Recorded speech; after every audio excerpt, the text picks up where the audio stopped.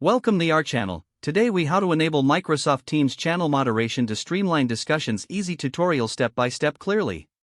To enable channel moderation in Microsoft Teams, begin by opening the Microsoft Teams app on your device. Navigate to the team where you want to enable channel moderation. On the left-hand sidebar, find the team and click on the three dots next to its name. Select Manage Team from the drop-down menu. In the Management panel, locate the Settings tab. Scroll down to find the Fund Settings section. Here, you will see an option labeled Allow members to create and update channels. Uncheck this option if you want to restrict channel creation only. Next, move to the Channels tab within the same Management panel. Click on the channel you wish to moderate.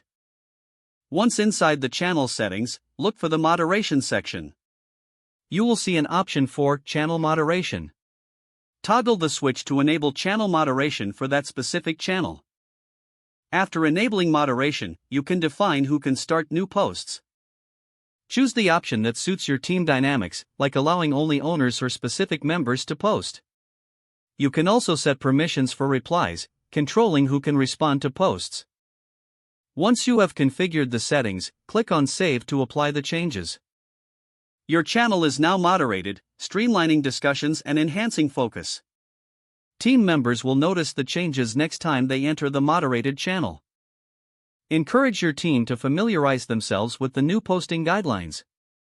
This will help maintain a structured conversation environment moving forward. Regularly revisit the moderation settings to adapt to your team's needs. That's it.